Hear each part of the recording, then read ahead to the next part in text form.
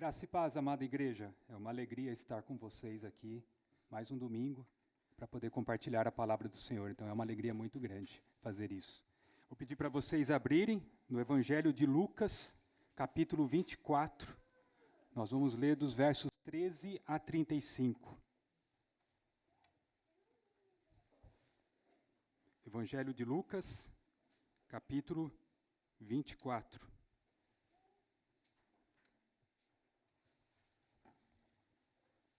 Versos 13 a 35. Vou fazer a leitura na Nova Almeida atualizada. Com reverência, vamos ouvir a palavra do Senhor. Diz assim: Naquele mesmo dia, 2 discípulos estavam indo para uma aldeia chamada Emaús, que ficava a uns 10 quilômetros de Jerusalém. Iam conversando a respeito de tudo o que tinha acontecido. Enquanto conversavam e discutiam, o próprio Jesus se aproximou e ia com eles. Porém, os olhos deles estavam como que impedidos de o reconhecer. Então ele lhes perguntou: O que é que vocês estão discutindo pelo caminho? E eles pararam entristecidos. Um, porém, chamado Cleopas, respondeu: Será que você é o único que esteve em Jerusalém e não sabe o que aconteceu lá nestes últimos dias? Ele lhes perguntou: Do que se trata? Eles explicaram: Aquilo que aconteceu a Jesus, o Nazareno, que era profeta, poderoso em obras e palavras diante de Deus e de todo o povo, e como os principais sacerdotes e as nossas autoridades o entregaram para ser condenado à morte e o crucificaram. Nós esperávamos que fosse ele quem havia de redimir Israel. Mas depois de tudo isso, já estamos no 3º dia, desde que essas coisas aconteceram. É verdade também que algumas mulheres do nosso grupo nos surpreenderam. Indo de madrugada ao túmulo e não achando o corpo de Jesus, voltaram dizendo que tinham tido uma visão de anjos, os quais afirmam que ele vive. De fato, alguns dos nossos foram ao túmulo e verificaram a exatidão do que as mulheres disseram, mas não o viram. Então ele lhes disse: Como vocês são insensatos e demoram para crer em tudo que os profetas disseram? Não é verdade que o Cristo tinha de sofrer e entrar na sua glória? E começando por Moisés e todos os profetas, explicou-lhes o que constava a respeito dele em todas as Escrituras. Quando se aproximavam da aldeia para onde iam, ele fez menção de passar adiante. Mas eles o convenceram a ficar, dizendo: Fique conosco, porque é tarde, e o dia já está chegando ao fim. E entrou para ficar com eles. E aconteceu que, quando estavam à mesa, ele pegou o pão e o abençoou. Depois partiu o pão e o deu a eles. Então os olhos deles se abriram e eles reconheceram Jesus. Mas ele desapareceu da presença deles. E disseram um ao outro: Não é verdade que o coração nos ardia no peito quando ele nos falava pelo caminho, quando nos explicava as Escrituras? E na mesma hora, levantando-se, voltaram para Jerusalém, onde acharam reunidos 11 e outros com eles, os quais diziam: De fato, o Senhor ressuscitou e já apareceu a Simão. Então os dois contaram o que lhes tinha acontecido no caminho e como tinham reconhecido o Senhor no partir do pão. Amém. Baixe sua cabeça, vamos orar mais uma vez, orando para que o Santo Espírito ilumine o nosso entendimento nesse momento da exposição das Escrituras. Senhor Deus, nós estamos aqui diante da Tua palavra, viva, eficaz, inerrante, infalível, autoritativa. Palavra essa que tem o poder de transformar as nossas vidas, assim como transformou a vida desses homens no caminho de Emaús. Pedimos que o Teu Santo Espírito fale ao nosso coração e revele as verdades da Tua palavra a nós, nos corrigindo, nos confortando, nos exortando e nos trazendo esperança em Cristo. E é no nome de Cristo que nós oramos. Amém. O que acontece quando aquilo que sustentava a nossa esperança parece desaparecer? Talvez você já tenha feito essa pergunta. Ela surge depois de uma perda, de uma decepção ou de uma oração que parece não ter sido respondida. Surge quando os planos falham, os sonhos se frustram, quando os relacionamentos se rompem, ou quando a vida toma um rumo diferente daquele que imaginávamos. Nesses momentos não perdemos apenas a alegria, perdemos também a capacidade de enxergar a realidade com clareza. A frustração se torna a lente através da qual interpretamos tudo ao nosso redor. O que antes parecia certo parece gerar dúvidas. O que antes alimentava a esperança parece distante. E até mesmo a presença de Deus pode parecer escondida atrás das circunstâncias ou das aflições.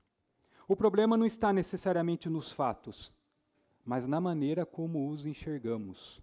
Quando o desânimo toma conta do coração, nossa capacidade de enxergar a verdade fica completamente comprometida.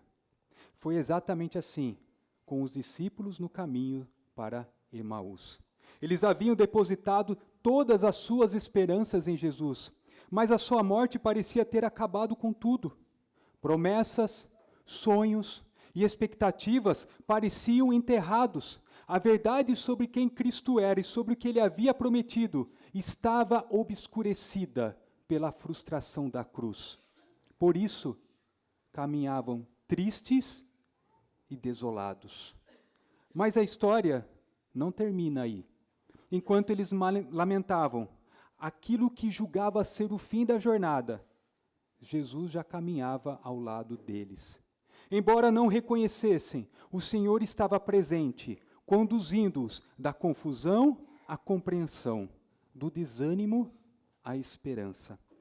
A caminhada para Emaús nos mostra como a verdade de Cristo confronta o desânimo e reorienta a esperança que está morta. O tema da mensagem é quando a verdade confronta o desânimo. E eu dividi esse texto em 3 pontos. Primeiro ponto, o desânimo obscurece a verdade, versos 13 a 24. Segundo ponto da mensagem, o desânimo confrontado pela verdade, versos 25 a 27. E o terceiro ponto da mensagem, o desânimo curado pela verdade, versos 28 a 35. Então vamos para o primeiro ponto da mensagem, o desânimo obscurece a verdade. Até esse momento, Lucas não havia registrado nenhuma aparição do Cristo ressurreto. É a partir do verso 13 que ele narra o encontro de Cristo com 2 discípulos no domingo da ressurreição. Veja comigo o verso 13 e mantenha a sua Bíblia aberta para nós acompanharmos o texto. Verso 13 diz: naquele mesmo dia, 2 discípulos estavam indo para uma aldeia chamada Emaús, que ficava a uns 10 quilômetros de Jerusalém.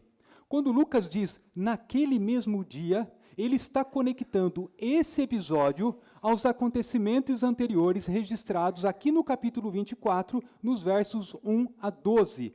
Ou seja, o túmulo vazio, a mensagem dos anjos anunciando a ressurreição e a visita de Pedro ao sepulcro. O texto ainda nos informa que 2 discípulos caminhavam em direção a uma aldeia chamada Emaús. Eles haviam saído de Jerusalém e agora seguiam rumo a essa localidade. E diante disso, surgem pelo menos 2 perguntas. Primeira, quem eram esses 2 discípulos? Quem eram esses 2 discípulos? Inicialmente, Lucas não os identifica. Ele apenas afirma que eram discípulos de Cristo. Muitos teólogos sugerem a existência de 2 grupos de discípulos. O círculo mais íntimo, que eram os apóstolos, e um grupo mais amplo de seguidores. Esses 2 homens provavelmente pertenciam a esse segundo grupo. Mas o ponto central é que eles eram verdadeiramente discípulos de Cristo. Eles haviam caminhado com Cristo e compartilhavam da mesma esperança messiânica. Segunda pergunta é por que eles estavam indo para Emaús? Por que eles estavam agora retornando para Emaús? Provavelmente porque moravam ali. O texto sugere isso nos versículos 28 e 29, quando eles pedem para Jesus ficar e participar da refeição. Entretanto, a questão relevante aqui é que eles foram a Jerusalém cheios de esperança, mas agora retornavam frustrados. Suas esperanças haviam sido profundamente abaladas pelos acontecimentos recentes ocorridos em Jerusalém. O autor do relato, Lucas, também nos informa que, enquanto eles caminhavam, conversavam entre si sobre tudo o que havia acontecido. Veja o verso 14. E iam conversando a respeito de tudo o que tinha acontecido. Mas o final, afinal, sobre o que eles conversavam? Lucas não detalha explicitamente, mas é evidente que o assunto incluía a vida, o ministério, a morte e o sepultamento de Jesus, o relato das mulheres sobre o túmulo vazio e a mensagem dos anjos anunciando que ele havia ressuscitado, e também a visita de Pedro ao sepulcro. E é nesse contexto de frustração e diálogo intenso que, enquanto caminhavam, alguém se aproxima deles. Veja como Lucas descreve essa cena no verso 15.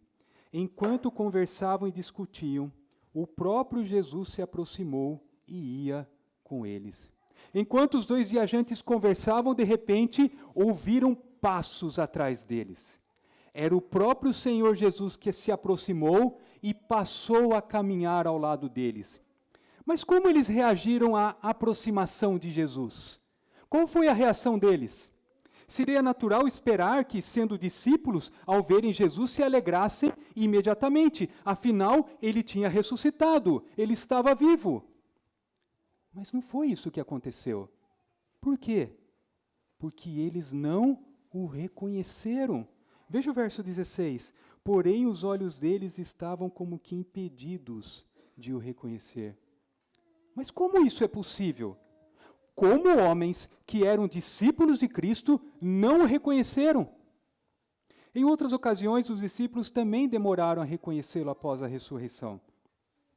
Maria Madalena só o reconheceu quando foi chamada pelo nome. Os discípulos à beira do lago também demoraram para percebê-lo. E em Jerusalém, quando Jesus apareceu subitamente no meio dos discípulos, eles chegaram a pensar que estavam vendo um espírito. Diante disso, teólogos apresentam diferentes interpretações. Alguns afirmam que Deus impediu sobrenaturalmente o reconhecimento naquele momento.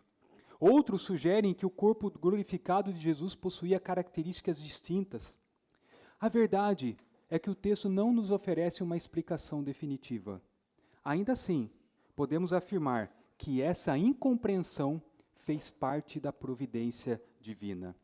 Jesus escolheu se revelar no momento certo, somente depois de tratar o coração daqueles dois discípulos. E é nesse ponto que Jesus inicia um diálogo com eles. No verso 17, ele faz uma pergunta aparentemente simples, mas profundamente estratégica. Ele diz: o que é que vocês estão discutindo pelo caminho? E o texto diz que eles pararam entristecidos. Jesus não perguntou por falta de conhecimento. Ele perguntou para abrir espaço ao diálogo e guiá-los à verdade. Ele sabia da angústia daqueles homens. Ele sabia da incredulidade daqueles homens. Mas ele deu chance para que aqueles discípulos expressassem o que estava em seus corações. Mas diante da pergunta de Cristo, o texto diz que eles pararam entristecidos. Imagine a cena. Eles estão andando, daqui a pouco eles param, com um olhar entristecido. E aqui, agora identificado um dos discípulos, um deles chamado Cleopas, ele responde com uma certa indignação. Ele diz no verso 18 e 19: será que você é o único que esteve em Jerusalém e não sabe o que aconteceu lá nesses últimos dias? E ele lhes perguntou: do que se trata? A resposta de Cleopas vem em forma de contrapergunta. Ele demonstra surpresa ao imaginar que alguém pudesse ter estado em Jerusalém e desconhecer os acontecimentos que causaram grande comoção entre o povo. Então, na sequência, os dois discípulos explicam o motivo do desânimo. Veja os versos 19 a 21. Eles explicaram: aquilo que aconteceu com Jesus, o Nazareno, que era profeta, poderoso em obras e palavras diante de Deus e de todo o povo, e como os principais sacerdotes e as nossas autoridades o entregaram para ser condenado à morte e o crucificaram. Nós esperávamos que fosse ele quem havia de redimir Israel. Pensando falar com alguém completamente alheio aos fatos, Cleopas e o seu companheiro relatam os acontecimentos com alguns detalhes. Eles descrevem Jesus como o Nazareno, aquele que veio de Nazaré. e o reconhecem como profeta poderoso em obras e palavras, alguém verdadeiramente enviado por Deus, cuja autoridade era confirmada tanto pelos seus ensinamentos quanto pelos seus milagres. Em seguida, eles narram a sua crucificação, atribuindo corretamente a responsabilidade às lideranças judaicas, ainda que fora executada sob a autoridade romana. No entanto, a fala deles revela uma compreensão limitada do propósito da morte de Cristo. Apesar de reconhecerem a sua grandeza, ainda o enxergam à luz de uma expectativa messiânica terrena. Eles esperavam um redentor político e, por isso, não conseguiam discernir que a cruz fazia parte do plano redentor de Deus. E isso se revela com ainda mais força na sequência do relato, quando a frustração deles vem ainda mais à tona. Afinal, eles haviam depositado grandes expectativas e grandes esperanças em Jesus. Mas diante da crucificação, tudo parecia perdido. Segunda parte do verso 21. Mas depois de tudo isto, ou seja, prisão, crucificação, morte de Cristo, já estamos no terceiro dia, desde que essas coisas aconteceram. Perceba que eles mencionam o terceiro dia. Aparentemente havia uma expectativa significativa em torno desse momento. Eles aguardavam ansiosamente por uma reviravolta extraordinária que desse sentido à cruz. Mas o terceiro dia chegou e aparentemente nada aconteceu. Então, o desânimo tomou conta dos seus corações. A esperança de libertação parecia ter desaparecido por completo. Nem mesmo as evidências da ressurreição foram suficientes para reacender a esperança no coração daqueles homens. Observe os versos 22 a 24. É verdade também que algumas mulheres do nosso grupo nos surpreenderam. Indo de madrugada ao túmulo e não achando o corpo de Jesus, voltaram dizendo que tinham tido uma visão de anjos, os quais afirmam que ele vive. De fato, alguns dos nossos foram ao túmulo, eles estão falando de Pedro e João, e verificaram a exatidão do que as mulheres disseram, mas não o viram. Aqueles dois discípulos já possuíam diversas evidências da ressurreição de Jesus. Ainda assim, permaneciam dominados pela dúvida. Eles estavam profundamente abatidos, esperavam algo extraordinário no terceiro dia. O túmulo estava vazio, mas o Cristo ressurreto ainda não havia aparecido. Diante disso, a decepção prevaleceu. Por isso, decidiram retornar para Emaús. Meus queridos, que implicações isso tem para a sua vida? O desânimo dominou o coração daqueles dois discípulos e, como resultado, a sua percepção espiritual foi comprometida. As Escrituras já haviam anunciado o sofrimento do Cristo. O próprio Jesus já havia ensinado claramente sobre sua morte e ressurreição. Ainda assim, eles não conseguiam compreender essas verdades. Não porque lhes faltasse informação, eles tinham o Antigo Testamento em suas mãos, mas porque estavam interpretando a realidade a partir do desânimo e da frustração. E isso nos chama a atenção, porque nós não estamos falando de qualquer pessoa. Nós estamos falando de discípulos de Cristo. Eles conheciam Jesus, caminharam com ele, ouviram seus ensinos e presenciaram os seus milagres. Mas naquele momento estavam retornando para Emaús, desanimados e sem esperança. O desânimo havia se tornado a lente através da qual interpretavam tudo o que estava acontecendo. Eles olharam para a cruz e enxergaram derrota, quando Deus estava realizando redenção. Eles olharam para o túmulo e enxergaram fim, quando Deus estava inaugurando a vitória sobre a morte. Ouviram os relatos da ressurreição e responderam com incredulidade, quando Cristo já havia vencido a morte. E se formos honestos, essa experiência não nos é estranha. O desânimo também nos alcança. Quantas vezes o seu coração vacilou, mesmo sabendo quem Deus é? Quantas vezes você interpretou o silêncio de Deus como ausência, quando Ele estava trabalhando de maneiras que você não podia ver? Quantas vezes você questionou o cuidado e a fidelidade de Deus? Quantas vezes você agiu como um incrédulo diante das promessas de Deus? Quantas vezes o seu desânimo falou mais alto do que a fé? Quantas vezes os seus sentimentos se impuseram sobre a verdade da palavra de Deus? Quantas vezes você duvidou do amor de Deus e da sua provisão para a sua vida? Quantas vezes você perdeu de vista a presença de Cristo ao seu lado? Quantas vezes? O desânimo faz isso. Ele não tira o conhecimento, ele distorce o conhecimento. Ele não apaga a verdade, ele torna a verdade distante. Ele não muda Deus, ele muda a forma como você percebe Deus. Esse é um dos grandes perigos do desânimo. Ele nos leva a olhar mais para as circunstâncias do que para Deus. Passamos a interpretar a vida pelos nossos sentimentos e não pela verdade revelada nas Escrituras. E talvez você esteja exatamente nesse lugar. Você continua frequentando a igreja, continua participando dos estudos semanais, continua ouvindo a palavra, mas o seu coração já não encontra a mesma alegria, a mesma esperança e a mesma confiança de antes. E a pergunta não é se isso pode acontecer a um cristão. A pergunta é, o que você tem feito quando isso acontece? A beleza desse texto é que Jesus não abandona aqueles discípulos no momento mais confuso da fé. Ele não os deixa preso às suas próprias conclusões, nem refém dos seus próprios sentimentos.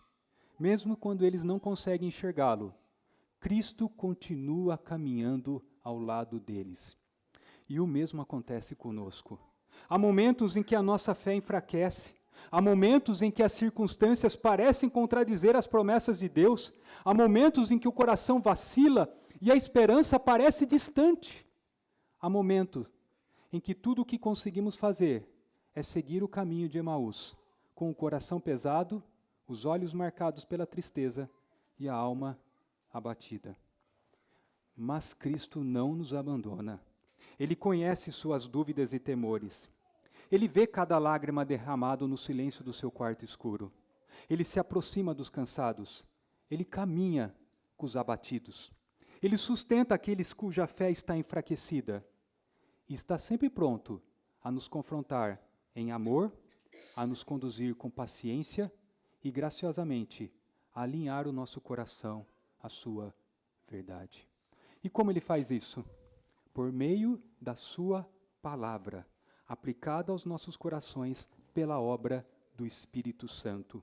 É por meio da palavra que Deus corrige nossa percepção, restaura nossa esperança e realinha o nosso coração com a realidade do Evangelho.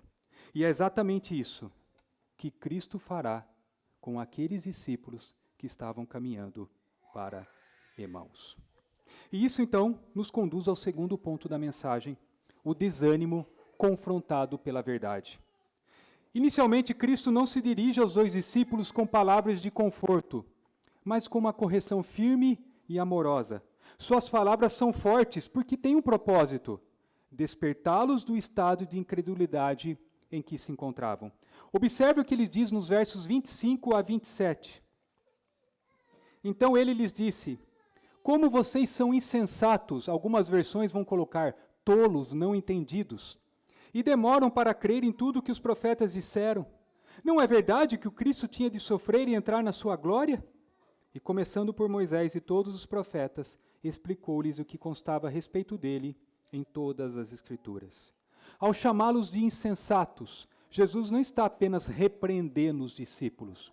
Ele está expondo uma falha espiritual profunda. Faltava-lhes discernimento. Se tivessem compreendido corretamente as Escrituras, não estariam dominados pela tristeza, mas cheios de alegria, pois aquilo que presenciaram era o cumprimento do plano redentor de Deus. Essa falha de discernimento revelava um problema mais fundo. O coração deles era lento para crer. As expectativas que alimentavam não vinham da palavra, mas de uma compreensão, como eu já disse, limitada do Messias. Eles esperavam um libertador político que restauraria Israel e traria prosperidade imediata a Israel. Por isso, não conseguiam aceitar a ideia de um Messias sofredor. Mas aqui está a ironia da situação. As Escrituras anunciavam claramente o sofrimento e a morte do Messias. Aquilo que deveriam confirmar a identidade de Jesus acabou se tornando motivo de confusão e dúvida. Justamente o sofrimento, o elemento central do plano de Deus, era aquilo que eles mais rejeitavam.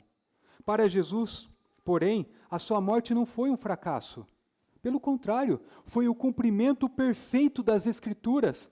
O caminho para a glória passava necessariamente pelo sofrimento.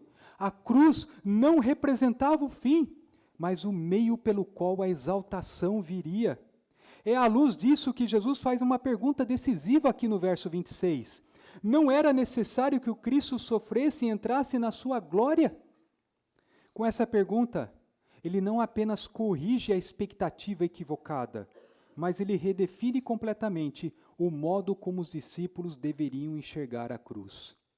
Contudo, Jesus não se limita apenas a apontar o erro. Ele os conduz ao caminho da verdade. E para isso, ele passa a expor as Escrituras, começando por Moisés e avançando por todos os profetas, mostrando que toda a revelação do Antigo Testamento aponta para ele. Não se trata de textos isolados ou desconectados, mas de uma mensagem única, coerente e progressiva, que culmina em sua morte e ressurreição. E à medida que Jesus explica a palavra, os discípulos caminham da dúvida para a compreensão. A verdade revelada começa a iluminar seus corações e a transformar a maneira como eles enxergavam a realidade. E aqui está o ponto, o princípio central. A fé verdadeira precisa estar firmada na palavra de Deus. Jesus fortalece a fé daqueles homens, demonstrando que as promessas, símbolos e profecias apontavam para ele. Dessa forma, o desânimo é vencido, não por emoções, mas pela verdade revelada. Meus queridos, que implicações isso tem para a sua vida? Ao ouvir aqueles discípulos, Jesus poderia simplesmente ter dito: está tudo bem, eu ressuscitei, não fiquem tristes, não fiquem desanimados, eu estou aqui, eu ressuscitei. Mas não foi esse o caminho que ele escolheu. Antes de se revelar plenamente a eles, Jesus abriu as Escrituras. E esse detalhe é fundamental. Ele nos mostra que Deus não restaura o seu povo apenas mudando circunstâncias, mas transformando a maneira como o seu povo entende e interpreta as circunstâncias. Os discípulos precisavam compreender o significado dos acontecimentos à luz da palavra de Deus. A cruz não foi um acidente, não foi uma derrota inesperada. Tudo estava acontecendo exatamente conforme determinado por Deus e anunciado por meio dos profetas. E aqui aprendemos uma verdade fundamental para a vida cristã. A verdadeira transformação começa quando a palavra de Deus corrige nossa forma de pensar e nos ensina a interpretar os acontecimentos segundo a perspectiva divina. E é justamente aqui que muitas vezes falhamos. Quando enfrentamos dificuldades, nós não permanecemos neutros. Nós sempre interpretamos a realidade, sempre interpretamos as circunstâncias. E se não as interpretamos à luz da verdade de Deus, faremos isso a partir dos nossos sentimentos e emoções.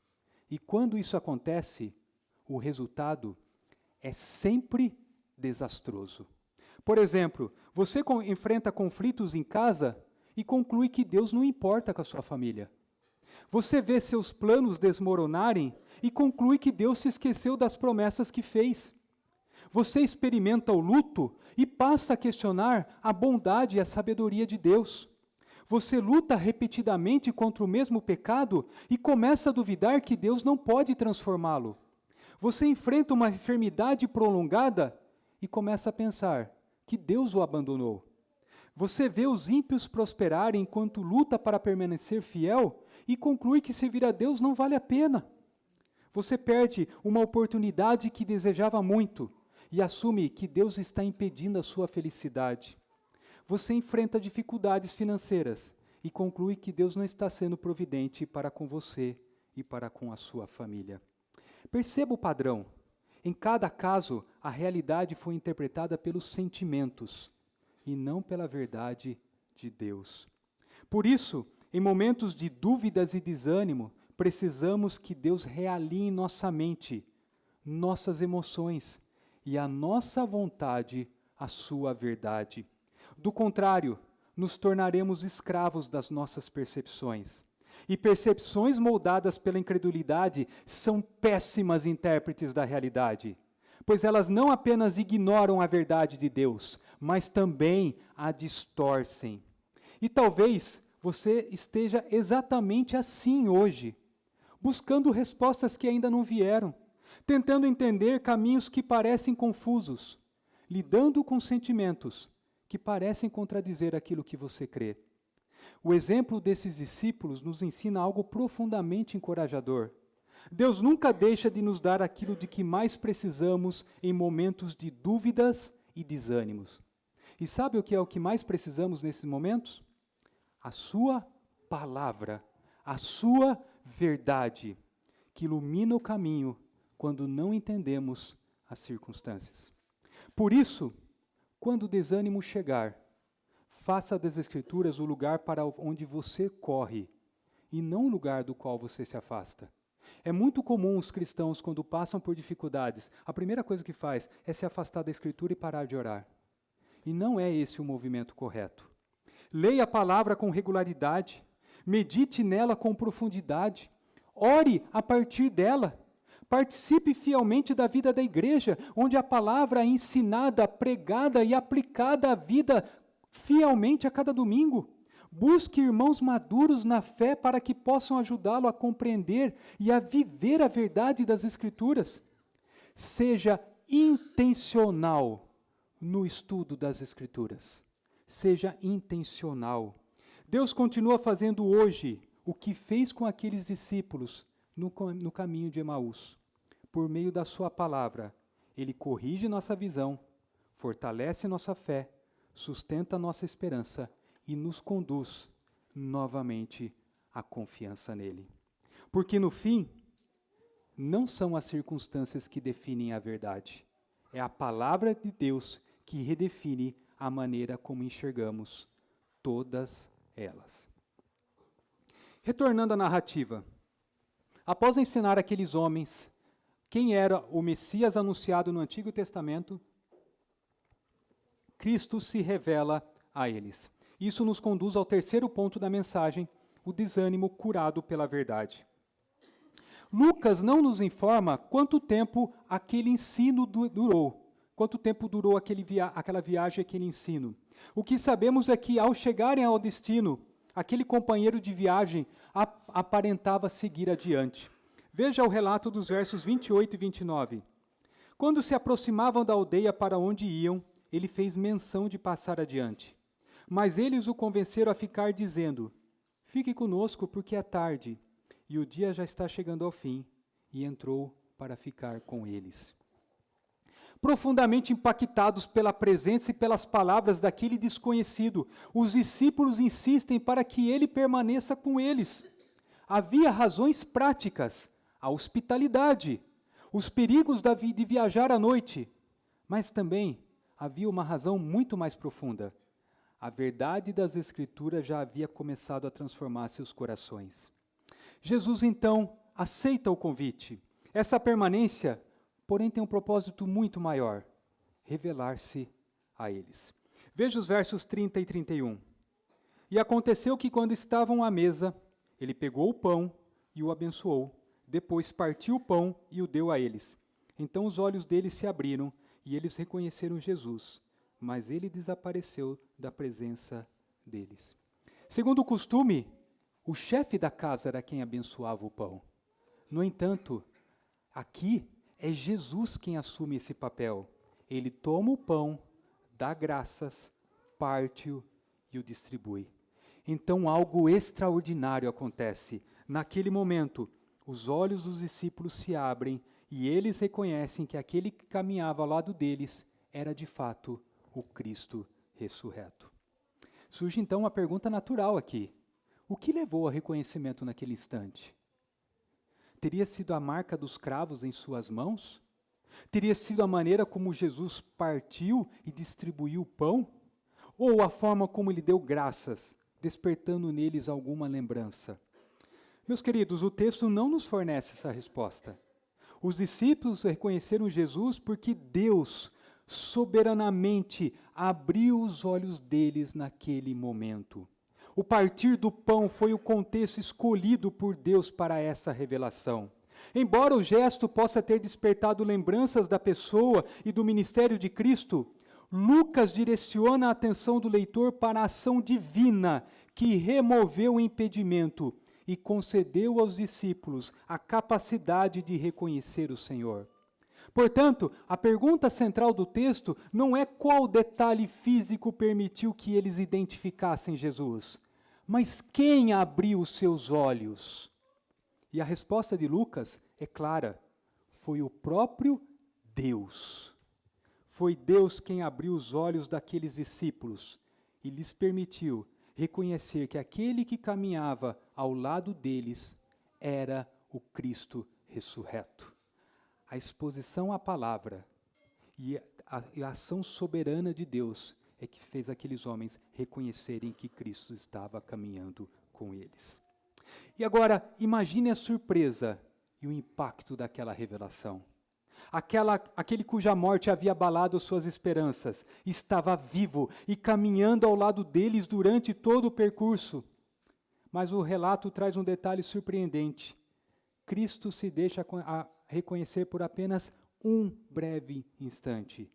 No exato momento em que seus olhos são abertos, ele desaparece da presença deles. Agora sozinhos, mas completamente transformados, eles passam a refletir sobre tudo o que haviam vivido. E então percebem que mesmo antes de reconhecê-lo, já acontecia algo no interior deles. Veja o versículo 32. E disseram um ao outro: não é verdade que o coração nos ardia no peito quando ele nos falava pelo caminho, quando nos explicava as Escrituras? Aqui está o ponto decisivo. O desânimo começou a ser curado antes do reconhecimento visual, quando a verdade das Escrituras foi exposta. O coração ardia porque a palavra iluminava o entendimento e restaurava a esperança. E esse fogo não se apagou com o desaparecimento de Jesus. Pelo contrário, os impulsionou à ação imediata. Veja os versos 33 a 35. E na mesma hora, levantando-se, voltaram para Jerusalém, onde acharam reunido os 11 outros com ele, os quais diziam: de fato, o Senhor ressuscitou e já apareceu a Simão. Então os dois contaram o que lhes tinha acontecido no caminho e como tinham reconhecido o Senhor no partir do pão. Olha que interessante, Jesus não deu uma ordem para eles saírem anunciando a sua ressurreição. Ainda assim, movidos pela alegria e pela certeza da fé, sentiram a necessidade urgente de compartilhar aquela notícia. Quando a verdade transforma o coração, o testemunho se torna inevitável. Os argumentos que antes haviam usado com Jesus sobre o avançado da hora e os perigos da viagem já não tinham importância. O desânimo os havia feito caminhar para Emaús. Agora, a verdade os faz retornar para Jerusalém. Então os dois partiram imediatamente, rumo a Jerusalém, e ao chegarem lá são recebidos com uma notícia igualmente gloriosa. O Senhor de fato ressuscitou e apareceu a Simão. A fé que parecia perdida, agora é confirmada por todos os lados. E em seguida, os discípulos de Emaús compartilham a sua própria experiência, testemunhando como reconheceram Jesus no partir do pão. Assim, o encontro com Cristo transforma o desânimo em convicção, a tristeza em alegria, a dúvida em testemunho. Aqueles homens retornaram para Jerusalém, não mais como viajantes abatidos, mas como testemunhas do Evangelho, proclamando com grande alegria a verdade da fé cristã, a mesma verdade que hoje nós também proclamamos: o Senhor verdadeiramente ressuscitou. Meus queridos, que implicações isso tem para a sua vida?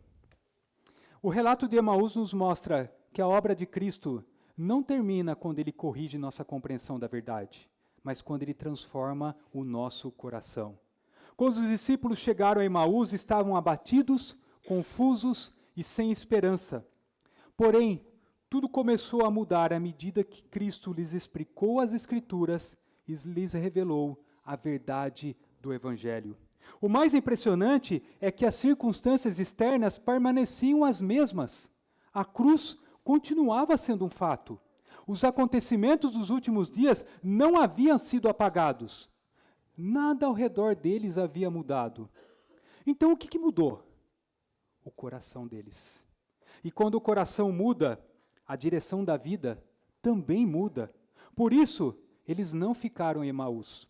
Levantaram-se e imediatamente retornaram para Jerusalém, procuraram os outros discípulos e compartilharam tudo o que haviam visto e ouvido. A transformação interior produz movimento exterior. Aqueles que antes caminhavam sem esperança, agora caminham com propósito. Aqueles que estavam dominados pela tristeza, agora transbordam esperança. Aqueles que falavam sobre fracasso, agora anunciavam a vitória do Cristo ressurreto. Essa é uma das evidências mais claras da ação de Deus no coração humano. Quando Cristo nos alcança, não apenas alivia nossa dor, Ele transforma a nossa vida. E essa transformação se torna visível.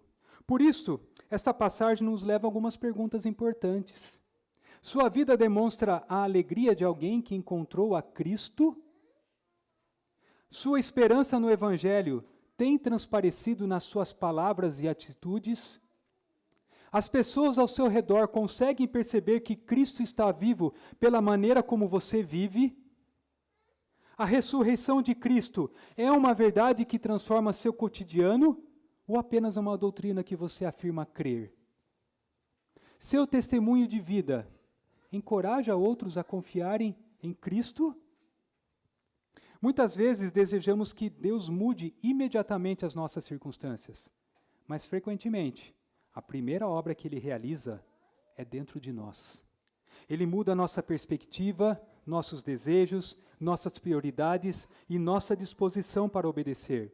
E quando o coração é transformado, aquilo que antes parecia um peso passa a ser uma oportunidade para servir, amar, testemunhar e glorificar a Deus.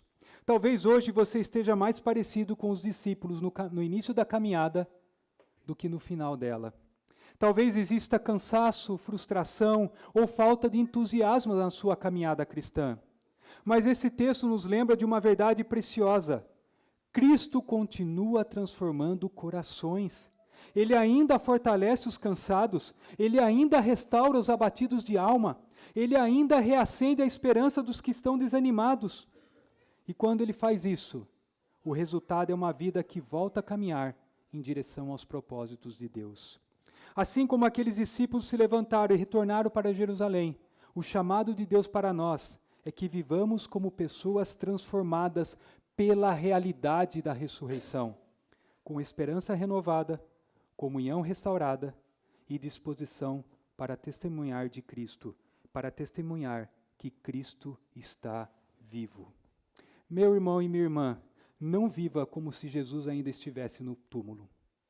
Tem muito crente que vive como se Cristo ainda estivesse morto. Não viva dessa forma. Cristo está vivo. Não permita que a incredulidade, o medo ou o desânimo dite a forma como você enxerga a realidade.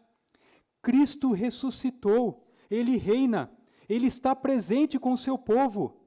Hoje nós celebraremos a ceia, Ele está presente com o seu povo. Portanto, viva a luz dessa verdade, caminhe na força dessa esperança e testemunhe ao mundo que o nosso Salvador, Ele vive. Ele está mais vivo do que nós. Ele vive para sempre. Concluindo, a jornada dos discípulos de Emaús os conduziu do desânimo a um encontro mais profundo com Cristo. Primeiro, o desânimo obscureceu a verdade. Depois, o desânimo foi confrontado pela verdade quando Cristo abriu as Escrituras e corrigiu o entendimento do coração deles. Por fim, o desânimo foi curado pela verdade. O coração foi transformado. a esperança restaurada e o caminho retomado.